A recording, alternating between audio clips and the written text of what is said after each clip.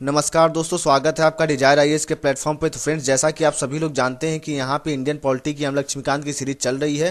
तो दोस्तों, आपका जिस तरीके से प्रीलिम्स का डेट भी नज़दीक आ रहा है, तो मैं जल्द से जल्द कोशिश कर रहा हूँ कि आपकी एम लक्ष्मीकांत की सीरीज जो है मैं जल्द से जल्द खत्म कर दूँ। तो मैं अभी तक हम बात कर रहे थे यूनियन एग्जीक्यूटिव की, और उसी के साथ साथ मैं जो स्टेट गवर्नमेंट के जो एग्जीक्यूटिव हैं उनको भी डिस्कस कर रहा था। तो अभी तक मैंने डिस्कस कर दिया है प्रेसिडेंट, वाइस प्रेसिडेंट और स्टेट एग्जीक्यूटिव में गवर्नर। आज हम जिस टॉपिक के बारे में डिस्कस करेंगे वो है प्राइम मिनिस्टर, और वो उसके बारे में हम सब कुछ ए टू जेड डिस्कस करेंगे, और वो है चैप्टर नंबर 19 इस बुक का। लेक्चर शुरू करने से पहले मैं दोस्तों ये कहना चाहूँगा आपसे कि अगर आपको मेरी वीडियोस पसंद आती हो तो प्लीज़ शेयर जरूर किया करिए और लाइक भी जरूर किया करिए। और अगर कोई आपको डाउट हो किसी भी टॉपिक के बारे में तो आप कमेंट सेक्शन में मुझसे पूछ सकते हैं, और जो मैं क्वेश्चन पूछता हूँ आप उसको भी बताया करिए, आंसर दिया करिए, जिससे कि आपका रिवीजन हो सके साथ ही साथ। और देखिए, प्रीलिम्स होने वाला है 2 जून को, तो आप भी पूरा अपना जुनून, पूरे जोश के साथ जुटे रहिए, क्योंकि देखिए एट लास्ट में आप इतना बात जान लीजिए कि चाहे मैं पढ़ा दूं, चाहे कोई भी पढ़ा दे, करना आप ही को है। एग्जाम के समय सब कुछ करना आप ही को है, आप ही को याद करना है, रिटेंशन आप ही करना है कि हाँ क्या पढ़े थे आप। मैं खाली क्या कर सकता हूँ, मैं आपकी मदद कर सकता हूँ, लेकिन वर्क आप ही करना पड़ेगा फ्रेंड्स। तो देखिए, मैं यही कहूँगा कि पूरा अपना जी जान लगा के ये सोचिए कि आपका अभी जो 3 महीने हैं, 3 मंथ हैं, ये आपके एक एक पल आपके लिए काफ़ी ज़्यादा कीमती हैं। लेकिन देखिए, इसका मतलब ये नहीं कि आप जैसे कि इंजॉय करना, थोड़ा बहुत शाम को जाना, घूमना टहलना, या फिर जैसे कि अपना जो आप सोते हैं, जैसे 6 से 8 घंटे की नींद जरूरी होती है, तो उन सब में कटौती मत करिए। टाइम जैसे कि आप जो भी सोशल नेटवर्किंग साइट वगैरह पे जो टाइम वेस्ट करते हैं, या फिर मतलब इंजॉय करिए, लेकिन साथ ही प्रायोरिटी वाइज करिए। कि जैसे कि पहले आप अपना दिन का टारगेट सेट कर लीजिए कि हाँ आपको आज क्या करना है, ठीक है दोस्तों। उसके बाद आप वो करने के बाद फिर अगर वो टारगेट पूरा हो जाए तो फिर आप जाइए थोड़ा इंजॉय भी करिए, ठीक दोस्तों। क्योंकि देखिए, माइंड को फ्रेश करना भी बहुत जरूरी है, प्रेशर कुकर नहीं है आपका माइंड। तो चलिए अब आज का लेक्चर शुरू करते हैं। तो दोस्तों, जैसा कि आप अपने स्क्रीन पे देख पा रहे होंगे कि ये है प्राइम मिनिस्टर वाला चैप्टर, चैप्टर नंबर 19। तो आपको पता है हमारे यहाँ पे पार्लियामेंट्री सिस्टम ऑफ गवर्नमेंट चलाया जाता है। हमारे कॉन्स्टिट्यूशन में पार्लियामेंट्री सिस्टम ऑफ गवर्नमेंट के बारे में दिया गया है। तो देखिए, जो हमारा प्रेसिडेंट होता है, जो राष्ट्रपति जो होता है, वो क्या है, वो नॉमिनल एग्जीक्यूटिव है। मतलब ये खाली नाम नाम का एग्जीक्यूटिव है, ठीक है। तो इसको क्या बोला जाता है, डी ज्यूरे। अब मैंने नाम नाम का क्यों बोला तो अभी समझाऊंगा मैं। और जो प्राइम मिनिस्टर होता है वो क्या होता है, वो रियल एग्जीक्यूटिव होता है, और ये क्या है, डी फैक्टो। मैंने ये डी जोरे, डी फैक्टो आपको हर लेक्चर में जो भी प्राइम मिनिस्टर सॉरी जो प्रेसिडेंट वाले लेक्चर थे वहाँ पे भी बताया था, और पहले के भी लेक्चर में मैंने आपको ये सभी चीज़ें बताई हैं। तो देखिए दोस्तों, अगर मैं कहूँ तो प्रेसिडेंट क्या है, सिर्फ और सिर्फ हेड ऑफ द स्टेट है, ठीक है। जो भी काम किए जाते हैं वो प्रेसिडेंट के नाम पे होते हैं, लेकिन करता कौन है, हमारा प्राइम मिनिस्टर करता है, ठीक है दोस्तों। काम कौन करता है, प्राइम मिनिस्टर। तो प्रेसिडेंट क्या है, हेड ऑफ द स्टेट है, मतलब जो हमारा देश है उसका हेड है। और वहीं प्राइम मिनिस्टर की बात करूं तो जो हमारे यहाँ हमारे देश में जो गवर्नमेंट जो चलेगी, जो सरकार जिसकी चल रही है, जो सरकार जो चल रही है उसका हेड कौन है, प्राइम मिनिस्टर, ठीक है दोस्तों। अब हम बात करेंगे अपॉइंटमेंट किस तरीके से होता है प्राइम मिनिस्टर का, ठीक है। हमारे कॉन्स्टिट्यूशन में क्या क्या प्रोविजन है अपॉइंटमेंट के लिए, वो सभी चीज़ों को अब हम डिस्कस करेंगे। तो देखिए, यहाँ पे जो हमारा कॉन्स्टिट्यूशन है उसमें कोई भी स्पेसिफिक सॉरी तो देखिए, जो हमारा कॉन्स्टिट्यूशन है उसमें कोई भी स्पेसिफिक प्रोसीजर नहीं दिया गया है प्राइम मिनिस्टर के अपॉइंटमेंट के लिए। और जो हमारा आर्टिकल 75 है उसमें क्या लिखा है कि प्राइम मिनिस्टर का अपॉइंटमेंट कौन करेगा, सिर्फ और सिर्फ प्रेसिडेंट, यही लिखा है हमारे आर्टिकल नंबर 75 में। उसके बाद देखिए, इसका मतलब ये नहीं होता है कि प्रेसिडेंट जिसको चाहे उसी को प्राइम मिनिस्टर बना देगा। अगर ऐसा होता तो इलेक्शन की क्या जरूरत है, प्राइम मिनिस्टर प्रेसिडेंट जो है किसी को भी प्राइम मिनिस्टर बना दे, ऐसा नहीं है। तो एक तरीके से कन्वेंशन चला आ रहा है कि जो प्रेसिडेंट किसको अपॉइंट करता है, प्राइम मिनिस्टर, जो मेजॉरिटी पार्टी, जिस पार्टी का लोकसभा में बहुमत होता है, जिस पार्टी का, जिस पार्टी के मेंबर ऑफ पार्लियामेंट लोकसभा में सबसे ज्यादा होते हैं, उसके लीडर को हमारा प्रेसिडेंट क्या अपॉइंट करता है, प्राइम मिनिस्टर अपॉइंट करता है। ठीक है दोस्तों। उसके बाद देखिए, लेकिन अगर मान लीजिए इस तरीके से होता है कि कोई भी पार्टी को मेजोरिटी नहीं मिल पाती है लोकसभा में, तो प्रेसिडेंट अपने डिस्क्रिशन से, मतलब कि अपने बुद्धि से, अपने दिमाग से वो सिलेक्शन करता है और अपॉइंटमेंट करता है किसका, प्राइम मिनिस्टर को। ऐसे सिचुएशन में प्रेसिडेंट ज्यादातर किसको अपॉइंट करेगा, प्राइम मिनिस्टर, उस लीडर को अपॉइंट करेगा जो जिसका जो है, जिस पार्टी का सबसे ज्यादा लार्जेस्ट पार्टी जो उभरी है। ठीक है, मतलब मान लीजिए मेजोरिटी तो किसी को नहीं मिली, मान लीजिए 10 पार्टी हैं, हमारे यहाँ टोटल 552 सीटें हैं लोकसभा में। अब मान लीजिए 10 पार्टी जीती, 50, कोई 50 जीती, कोई 70 जीती, इस तरीके से। तो मान लीजिए मैक्सिमम जो जीती है कोई पार्टी, वो 70 सीट जीती है। ठीक दोस्तों, तो क्या करेगा, जो लार्जेस्ट पार्टी जो 70 सीट जीतता है जो पार्टी है, उसके लीडर को क्या करेगा, वो अपॉइंट करेगा प्रेसिडेंट के लिए, या फिर बोलेगा कोएलिशन कर लीजिए, या फिर जो कोएलिशन हो जाएगा, आपको पता होगा जैसे कि 2-3 पार्टियां मिल जाती हैं तो उसको बोलते हैं कोएलिशन। ठीक दोस्तों, तो उनको क्या बनाएगा, उनको प्राइम मिनिस्टर बना देता है। ठीक है, और ये भी कहेगा कि आप जो हैं हाउस में कॉन्फिडेंस, वोट ऑफ कॉन्फिडेंस प्रस्तुत करिए कितने दिन में, 1 मंथ के अंदर। मतलब कि वो जो प्राइम मिनिस्टर जिसको चुनेगा उनसे ये बोलेगा कि आपको मेजोरिटी, मतलब अपना कॉन्फिडेंस हाउस में शो करना पड़ेगा कितने दिन के अंदर, 1 महीने के अंदर। और इस तरीके का पावर प्रेसिडेंट के द्वारा कब यूज किया गया था, पहली बार 1979 में। जिस समय प्रेसिडेंट कौन थे, नीलम संजीवा रेड्डी, उस समय प्रेसिडेंट। उन्होंने क्या किया, चरण सिंह को, जो कि एक कोएलिशन, मतलब कोएलिशन गवर्नमेंट का मतलब क्या होता है, जैसे 2-3 पार्टियां जब मिलके सरकार बनाती हैं। ठीक है, तो एक कोएलिशन लीडर थे और उनको प्राइम मिनिस्टर अपॉइंट कर दिया गया था। ठीक है दोस्तों, और क्यों अपॉइंट किया गया था, क्योंकि जो जनता पार्टी की जो गवर्नमेंट थी, जो कि मोरारजी देसाई के द्वारा हेड की गई थी, मतलब उस समय पीएम कौन थे जनता पार्टी के गवर्नमेंट के दौरान, मोरारजी देसाई। तो उनकी गवर्नमेंट क्या हो गई थी, गिर गई थी, तो इसलिए प्रेसिडेंट ने क्या किया, चरण सिंह को प्राइम मिनिस्टर अपॉइंट किया। ठीक है दोस्तों, ये समझ में आ गया। उसके बाद देखिए दोस्तों, एक और सिचुएशन आता है कि जो प्रेसिडेंट है अपने खुद के जजमेंट से प्राइम मिनिस्टर का सिलेक्शन करता है, उसका अपॉइंटमेंट करता है। तो मान लीजिए जिस समय मतलब जो प्राइम मिनिस्टर है हमारे देश का, मान लीजिए वो क्या हो, वो सडनली, मतलब अचानक ही उसकी डेथ हो जाए, उसकी मृत्यु हो जाए, और उसका कोई ऑब्वियस सक्सेसर ना हो, कोई उसका उत्तराधिकारी ना हो, तो उस समय क्या होगा। तो ऐसा कब हुआ था कि जब इंदिरा गांधी का असैसिनेशन हो गया था, उनको मार दिया गया था 1984 में, तो उस समय प्रेसिडेंट थे जैल सिंह। तो उन्होंने अपॉइंट किसको किया था, राजीव गांधी को प्राइम मिनिस्टर अपॉइंट कर दिया था। ठीक है दोस्तों, ये बात क्लियर हो गई होगी। उसके बाद देखिए, तो आपको ये बात समझ में आ गया होगा कि अगर पीएम की डेथ हो जाती है और उनका कोई उत्तराधिकारी नहीं मिल पा रहा है, तो क्या करेगा, वो जिसको चाहेगा उसको प्राइम मिनिस्टर अपॉइंट कर देगा। ठीक है दोस्तों, उसके बाद देखिए, फिर वही राजीव गांधी आगे चल के कांग्रेस के लीडर इलेक्ट हो गए। ठीक है, कांग्रेस ने उनको अपना लीडर मान लिया।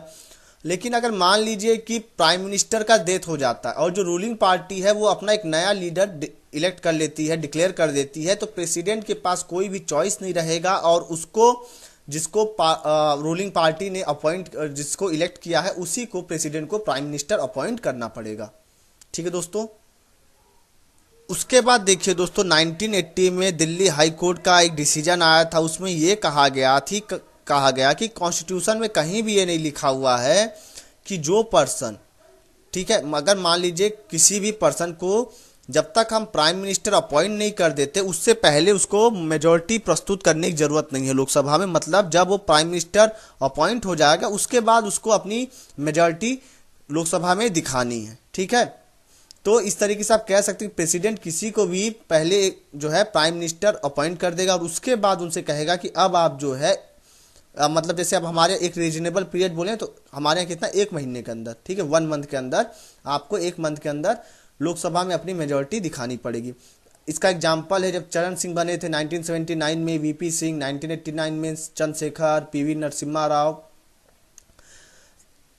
ए B Vajpayee, Atal Bihari Vajpayee, Deve Gowda, I K Gujral और दोबारा से वाजपेयी जी जब बने थे। तो इन सब का क्या था, इन लोग पहले अपॉइंट करने के बाद इनको मेजोरिटी दिखाई थी इन्होंने, ठीक है। उसके बाद देखिए 1997 में सुप्रीम कोर्ट ने ये कहा कि कोई भी पर्सन प्राइम मिनिस्टर के पद पे अपॉइंट हो सकता है, भले ही वो जो दोनों ही हाउस है हमारा, राज्यसभा और लोकसभा, दोनों में ही मेंबर वो ना हो, लेकिन वो अपॉइंट हो सकता है एज अ प्राइम मिनिस्टर। लेकिन उसको 6 महीने के अंदर दोनों ही, चाहे राज्यसभा या लोकसभा से किसी एक हाउस से उसको इलेक्ट होके आना पड़ेगा, ठीक है दोस्तों। उसके बाद देखिए जो प्राइम मिनिस्टर होता है हमारे देश का, वो जो दोनों ही हाउस है हमारा, चाहे राज्यसभा हो या लोकसभा हो, दोनों में से किसी भी हाउस का लीडर हो वो प्राइम मिनिस्टर बन सकता है। लेकिन अगर ब्रिटेन की बात करें दोस्तों तो वहां पे ऐसा नहीं है, वहां पे जो लोअर हाउस है वहीं का लीडर होना चाहिए, जो हाउस ऑफ कॉमन है। लेकिन हमारे यहाँ पे दोनों ही हाउस से जो है बन सकते हैं। ये बात देखिए यहाँ पे लिखी भी हुई है, in Britain on the other hand the prime minister should be definitely be a member of lower house, house of Commons. उसके बाद देखिए अब हम बात करेंगे ओथ, टर्म और सैलरी के बारे में, कि इनको ओथ कौन दिलाता है, इनका टाइम पीरियड कितना रहता है और इनकी सैलरी क्या होगी, ठीक है दोस्तों। तो देखिए दोस्तों, जैसे ही प्राइम मिनिस्टर अपने ऑफिस में जाता है, मतलब जैसे ही कोई पर्सन प्राइम मिनिस्टर अपॉइंट होता है, तो जो प्रेसिडेंट होता है वो उसको क्या दिलाता है, उसको ओथ दिलाता है, ठीक है। ओथ किस चीज़ का, oath of office and secrecy, मतलब गुप्त रखे बातों को, जैसे जो सिक्योरिटी रिलेटेड इशूज हैं। तो देखिए ये जो ओथ है इसमें क्या क्या प्राइम मिनिस्टर को क्या क्या श्योर, मतलब क्या क्या कसम खाना पड़ता है। तो सबसे पहली बात कि उसको ईमानदार रहना है और निष्ठावान रहना, एलिजेंस मतलब निष्ठावान, किसके प्रति, हमारे कॉन्स्टिट्यूशन ऑफ इंडिया के प्रति, हमारे संविधान के प्रति। उसके बाद देखिए जो हमारा देश है भारत, उसके सॉवरेनिटी और इंटीग्रिटी की रक्षा करना। उसके बाद ईमानदारी से अपने ड्यूटीज को पूरा करना, ठीक दोस्तों। और हमारे कॉन्स्टिट्यूशन और लॉ को अच्छे से इसका क्या करना, पालन करना, ठीक है, बिना किसी फियर, बिना किसी डर और बिना किसी फेवर, ना ही किसी के साथ पार्शियलिटी करना, ठीक है दोस्तों। ये बात क्लियर हो गई होगी। अब देखिए ये बात कही जाती है जो सिक्रेसी वाला जो ओथ है, कि जो प्राइम मिनिस्टर है, प्राइम मिनिस्टर को अगर कोई भी बात उसको डायरेक्टली या इनडायरेक्टली पता चलती है, बताई जाती है, तो उसको जो है उन बातों को किसी को भी बताना नहीं है, ठीक है, यहाँ तक कि यूनियन मिनिस्टर को भी। लेकिन कब तक, एक एक्सेप्शन क्या, अगर मान लीजिए बताना जरूरी हो तो बताएगा, ठीक है, जिस मिनिस्टर का वो ड्यूटी रहेगा। अब चलिए बात करें जो टर्म है प्राइम मिनिस्टर का, कि कब तक कोई पर्सन प्राइम मिनिस्टर बना रह सकता है, ये कोई फिक्स नहीं है, ठीक है दोस्तों। ये कब तक अपना कोई प्राइम मिनिस्टर का अपॉइंट हो जाता है तो कब तक प्राइम मिनिस्टर बना रहेगा, till the pleasure of the president, मतलब कि जब तक प्रेसिडेंट चाहेगा। अब इसका मतलब ये नहीं कि प्रेसिडेंट किसी को भी हटा देगा, ठीक है, यहाँ पर लिखा भी है कि प्रेसिडेंट कभी भी प्राइम मिनिस्टर को डिसमिस नहीं कर सकता। इसका कहने का मतलब ये है कि जब तक प्राइम मिनिस्टर का लोकसभा में मेजोरिटी रहेगा तब तक कोई भी व्यक्ति जो प्राइम मिनिस्टर अपॉइंट हो गया वो प्राइम मिनिस्टर बना रहेगा। और जैसे ही वो जो है लोकसभा में कॉन्फिडेंस को लॉस कर देगा, वो जो है उसको जो है प्रेसिडेंट को अपना रेजिग्नेशन देना पड़ेगा, या फिर प्रेसिडेंट खुद ही उनको क्या कर देगा, उनको डिसमिस कर देगा, ठीक है दोस्तों। उसका देखिए जो सैलरी की बात करें प्राइम मिनिस्टर की, तो वो कौन डिटरमाइन करता है, सैलरी और allowance, parliament time to time अपने हिसाब से सैलरी रखती है, ठीक है, जितना उसको रखना हो। और उसको देखिए उसको जो भी सैलरी अलाउंस मिलती है वो किस लिए मिलती है, मेंबर ऑफ पार्लियामेंट के तौर पे। और देखिए दोस्तों 2001 में जो पार्लियामेंट था उन्होंने इनके प्रेसिडेंट के, प्राइम मिनिस्टर, पार्लियामेंट की सैलरी बढ़ा कितना कर दी थी, 1,500 रुपये से 3,000 रुपये पर मंथ, अभी तो और भी ज़्यादा है। अब देखिए पावर और फंक्शन की बात करेंगे प्राइम मिनिस्टर की, प्राइम मिनिस्टर के पास क्या क्या पावर है, क्या क्या उसका फंक्शन रहता है, इन सभी चीज़ों को अब हम देखेंगे, समझेंगे और पढ़ेंगे, ठीक है दोस्तों। तो सबसे पहली बात देखेंगे in relation to council of minister, जो काउंसिल ऑफ मिनिस्टर होते हैं उनके साथ इनका कैसा पावर रहता है। अब देखिए दोस्तों जो प्राइम मिनिस्टर उसका हम लोग रिलेशन देखेंगे किस तरीके से यूनियन काउंसिल ऑफ मिनिस्टर, जो सेंट्रल गवर्नमेंट के जो काउंसिल ऑफ मिनिस्टर होते हैं, प्राइम मिनिस्टर का उनके साथ रिलेशन किस तरीके से होता है। तो देखिए दोस्तों जो भी पर्सन मिनिस्टर अपॉइंट होता है, अगर कोई भी पर्सन मिनिस्टर बन रहा है तो उनको रिकमेंड कौन करता है, हमारा प्राइम मिनिस्टर ही रिकमेंडेशन देता है उनका, ठीक है, और फिर प्रेसिडेंट उनको minister as a minister appoint कर देता है। उसके बाद देखिए जो भी मिनिस्टर्स हैं उनके पास कौन से पोर्टफोलियो रहेंगे, कौन से मिनिस्ट्री रहेंगे, उनका एलोकेशन कौन करता है, हमारा प्राइम मिनिस्टर ही करता है। और साथ ही उनके पोर्टफोलियो को चेंज भी, उनके मिनिस्ट्री को चेंज भी कर सकता है। उसके बाद देखिए जो हमारा प्राइम मिनिस्टर है वो किसी भी मिनिस्टर को रिजाइन करने के लिए कह सकता है कि आप अपना रेजिग्नेशन दीजिए, और या फिर प्रेसिडेंट को एडवाइस दे सकता है कि आप इस मिनिस्टर को डिसमिस कर दीजिए अगर वो मिनिस्टर उनकी बातों को, प्राइम मिनिस्टर की बातों को नहीं मानता है। ठीक है दोस्तों, और अगर मान लीजिए कोई भी मीटिंग हो रही है काउंसिल ऑफ मिनिस्टर की, तो उसको प्रिसाइड कौन करता है, प्राइम मिनिस्टर प्रिसाइड करता है, और इसी के डिसीजन पे सारे काम किए जाते हैं, इन्हीं के डिसीजन को माना जाता है, किनके, प्राइम मिनिस्टर के। उसके बाद जो हमारा प्राइम मिनिस्टर होता है वो जो भी जितनी भी मिनिस्ट्री हैं उनके उसमें जो भी जिस तरीके से भी काम हो रहे हैं उनका डायरेक्ट मतलब उनको निर्देशित कौन करता है, प्राइम मिनिस्टर करता है। कंट्रोल कौन करता है, प्राइम मिनिस्टर करता है। और कोऑर्डिनेट भी कौन करता है, प्राइम मिनिस्टर ही करता है। उसके बाद देखिए दोस्तों, अगर collapse of the council of minister by resigning from office, इसका मतलब ये हुआ कि अगर हमारा प्राइम मिनिस्टर रेजिग्नेशन दे देता है तो उसके द्वारा जो भी काउंसिल ऑफ मिनिस्टर बनाई गई थी, जो भी मिनिस्टर होंगे सेंट्रल गवर्नमेंट के, वो उन सब का भी जो मिनिस्टर वाला पावर है उस सब का सब खत्म हो जाएगा। पूरी ministry he, council of ministry he collapse कर जाएगी। उसके बाद देखिए दोस्तों, जैसा कि आप जानते हैं कि जो प्राइम मिनिस्टर होता है वो हेड होता है किसका, काउंसिल ऑफ मिनिस्टर का। तो जो अदर मिनिस्टर हैं वो कभी भी, अगर प्राइम मिनिस्टर अगर रिजाइन कर देते हैं, ठीक है सॉरी या फिर प्राइम मिनिस्टर का डेथ हो जाता है, तो जो जितने भी मिनिस्टर हैं पूरी काउंसिल ऑफ मिनिस्ट्री क्या हो जाएगी, कोलैप्स कर जाएगी, खत्म हो जाएगी। ठीक है दोस्तों, लेकिन अगर वहीं मैं दूसरी तरफ बात करूं, तो अगर दूसरे शब्दों में समझे हम, तो जो रेजिग्नेशन या फिर किसी प्राइम मिनिस्टर का अचानक से डेथ हो जाए, मृत्यु हो जाए, तो जो भी काउंसिल ऑफ मिनिस्टर हैं, ठीक है, वो क्या हो जाता है, डिजॉल्व हो जाता है। लेकिन अगर किसी मिनिस्टर का डेथ हो जाता है, प्राइम मिनिस्टर को छोड़ किसी मिनिस्टर का डेथ हो जाए, तो क्या हो जाएगा, सिर्फ और सिर्फ एक वैकेंसी क्रिएट होगी और प्राइम मिनिस्टर किसी और को मिनिस्टर बना देगा उनकी जगह। ठीक है, चलिए अब आगे बात करते हैं कि रिलेशन कैसा होता है प्राइम मिनिस्टर का प्रेसिडेंट के साथ में। तो जो प्राइम मिनिस्टर होता है वो एक प्रिंसिपल चैनल है किसका, कम्युनिकेशन का, किसके बीच, प्रेसिडेंट और काउंसिल ऑफ मिनिस्टर के बीच का।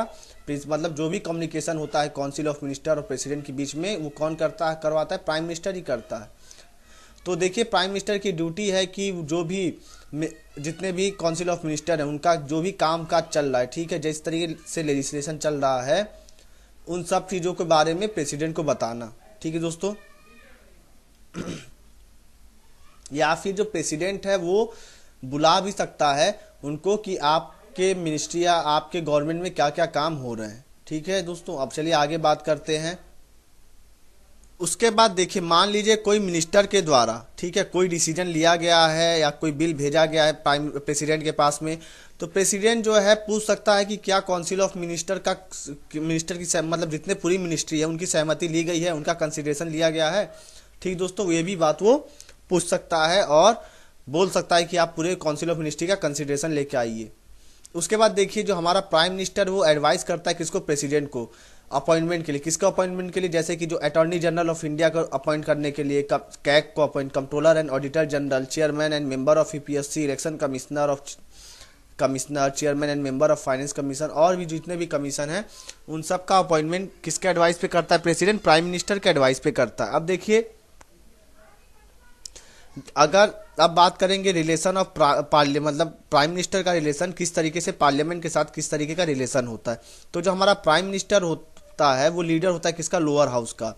ठीक है दोस्तों, किसका लीडर होता है, वो लोअर हाउस का लीडर होता है हमारा प्राइम मिनिस्टर। और ये क्या करता है, ये जो नीचे दिए गए पावर है उनको एंजॉय करता है। क्या, वो प्रेसिडेंट को एडवाइस दे सकता है कि कब उनको जो है पार्लियामेंट के सेशन को समन करना है या फिर प्रोरोग करना है। समन मतलब होता है कि बुलावा भेजना, और प्रोरोग मतलब होता है टर्मिनेट करना, बंद करना। उसके बाद देखिए, जब हमारा प्राइम मिनिस्टर रिकमेंड कर देता है तब उस समय हमारा जो प्रेसिडेंट है लोकसभा का डिसोल्यूशन कर देता है। ठीक है, किसी भी समय कर सकता है। कब, जब हमारा प्राइम मिनिस्टर, ही का मतलब यहाँ पे प्राइम मिनिस्टर से है, जब भी हमारा प्राइम मिनिस्टर रिकमेंड करेगा। उसके बाद देखिए, जो हमारा प्राइम मिनिस्टर है वो गवर्नमेंट की पॉलिसी को हाउस में बताता है। ठीक दोस्तों, और अदर पावर्स की बात करेंगे और कौन कौन से पावर हैं, तो देखिए ये जो ऊपर दिए गए तो सभी सभी मेजर रोल थे। और भी पावर है प्राइम मिनिस्टर के, जैसे कि वो चेयरमैन होता है किसका, प्लानिंग कमीशन। अब तो प्लानिंग कमीशन रहा नहीं, तो अब क्या है, नीति आयोग का चेयरमैन कौन होता है, prime minister. National development council का भी चेयरमैन कौन होता है, prime minister. National integration council का भी चेयरमैन प्राइम मिनिस्टर होगा। Inter state council and national water resource council का भी चेयरमैन कौन होता है, प्राइम मिनिस्टर ही होता है। जो भी फॉरेन पॉलिसी होती है हमारे देश की, उसको बनाने में, उसको सेव करने में हमारा प्राइम मिनिस्टर काफ़ी ज़्यादा इंपॉर्टेंट रोल प्ले करता है। उसके बाद देखिए जो यूनियन गवर्नमेंट, जो सेंट्रल गवर्नमेंट, उसका चीफ स्पोक पर्सन होता है कौन, हमारा प्राइम मिनिस्टर। ठीक है दोस्तों, उसके बाद देखिए ये जो है मैनेज करता है जो भी पॉलिटिकल क्राइसिस होता है, कब किस समय, जब भी हमारे यहाँ इमरजेंसी लगती है। सॉरी दोस्तों।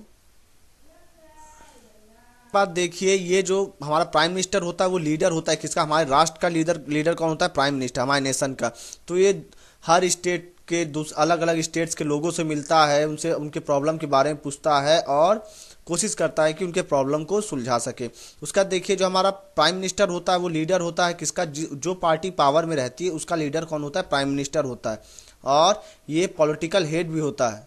ठीक है दोस्तों, अब आगे बात करते हैं और कौन कौन सी बातें हैं। तो जो प्राइम मिनिस्टर वो काफ़ी ज़्यादा सिग्निफिकेंट और क्रूशियल रोल प्ले करता है। ठीक है, किसमें, पॉलिटिको और administrative system of the country. Doctor B R Ambedkar ने कहा था कि अगर हम देखें कि जो यूएस का प्रेसिडेंट है उसके कंपैरिजन में हम अपने यहाँ देखें कौन उस यूएस के प्रेसिडेंट इतना पावरफुल है, तो वो प्राइम मिनिस्टर है, ना कि हमारे देश का प्रेसिडेंट। तो आप कह सकते हैं जो पावर्स प्रेसिडेंट को मिले हैं यूएस में, वो पावर हमारे यहाँ किसको मिले हुए हैं, प्राइम मिनिस्टर को। अब देखिए बात करेंगे रोल डिस्क्रिप्शन, मतलब कि अलग अलग लोगों ने अलग अलग बातों को कहा है कि जो हमारा प्राइम मिनिस्टर है उनके बारे में। तो लॉर्ड मॉर्ली ने कहा था प्राइम मिनिस्टर को एज अ प्रीमियस इंटरप्रेस, मतलब फर्स्ट एमंग इक्वल्स।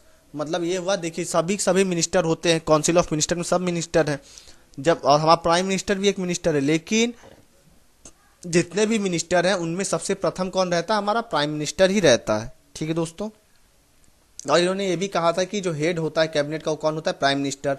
हर्बर्ट मैरिसन ने क्या कहा था कि as the head of the government he prime minister is प्रीमियस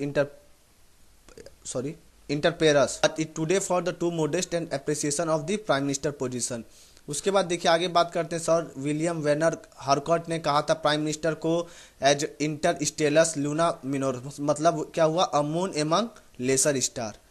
मतलब ये एक चांद की तरीके से हैं, और मतलब तारे बिल्कुल आपको कम कम टिमटिमाते हैं, तो ये क्या है, छोटे छोटे तारों के बीच बीच में एक चांद की तरीके से जगमगाते हुए।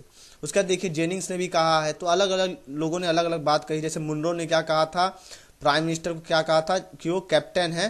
अगर हम मान लें कि हमारा देश एक शिप है, एक जहाज है, तो इन्होंने ये कहा कि ये जो है ये हमारे प्राइम मिनिस्टर क्या है, कैप्टन है जहाज के। ठीक है दोस्तों, ये बात क्लियर हो गया होगा।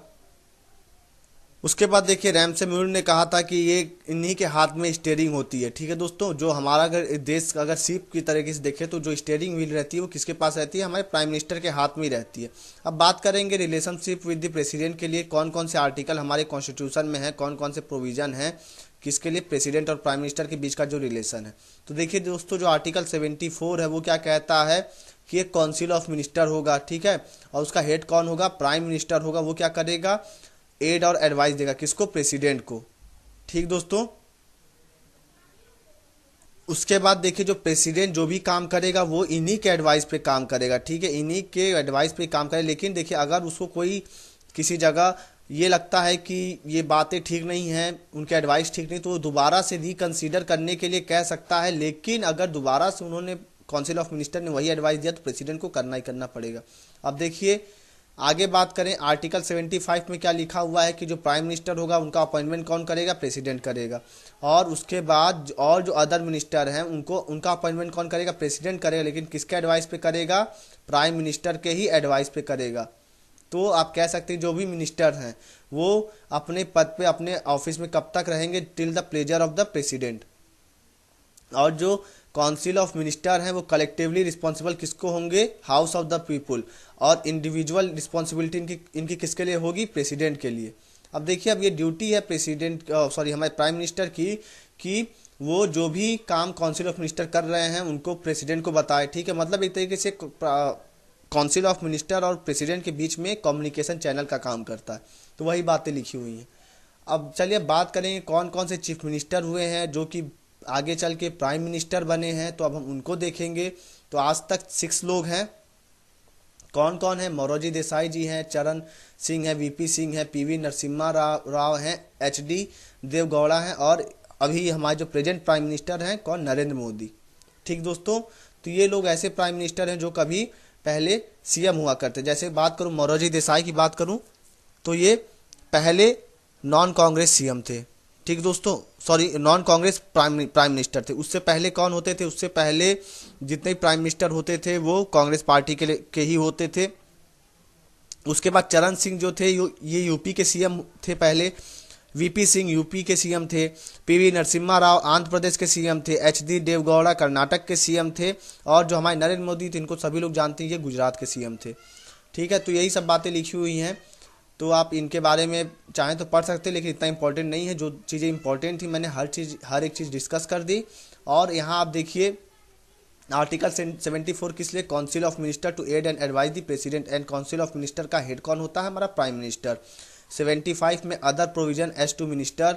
77 में conduct of business of the government of India. 78 में duties of the prime minister as respect to the furnishing of information to the president. मतलब जो भी काउंसिल ऑफ मिनिस्टर जो भी काम काज कर रहे हैं उनको प्रेसिडेंट को बताना। ये किसकी ड्यूटी है? प्राइम मिनिस्टर की ड्यूटी है। तो फ्रेंड्स देखिए यहाँ पे मेरा ये चैप्टर नंबर 19 समाप्त होता है, द एंड पे आ गया। और हमने यहाँ पे पढ़ा प्राइम मिनिस्टर के बारे में। अब जो अगला लेक्चर आएगा वो आएगा चीफ मिनिस्टर के बारे में। क्योंकि देखिए क्यों सीएम को पढ़ाऊंगा मैं, जिससे कि आपको रिलेट कर सकें, अच्छे समझ सकें सभी चीज़ों को। इसलिए मैं जो भी अगला लेक्चर अब आएगा वो चीफ मिनिस्टर के बारे में आएगा। तो दोस्तों अगर आपको ये वीडियो पसंद आई हो तो प्लीज़ लाइक ज़रूर करिएगा। और हाँ, और भी मेरे भाई बहन हैं उनके पास सारे लेक्चर ना पहुंच पाता हो तो आप शेयर भी कर सकते हैं। इसलिए मैं कहता हूं अगर आपको पसंद आए तो शेयर जरूर करिएगा। अगर आपको पसंद नहीं आएगा तो शेयर मत करिएगा। ठीक है, जो चीज़ें आपको पसंद ना आए उनको कभी शेयर नहीं करना चाहिए। उसके बाद देखिए आप इस चैनल को सब्सक्राइब कर लीजिए और बेल आइकन को भी जरूर दबा दीजिएगा, जिससे कि आपको मेरी आने वाली जो भी वीडियोज़ हैं आगे की उनकी नोटिफिकेशन मिलती रहे। तो friends, thanks for watching my video and God bless you all.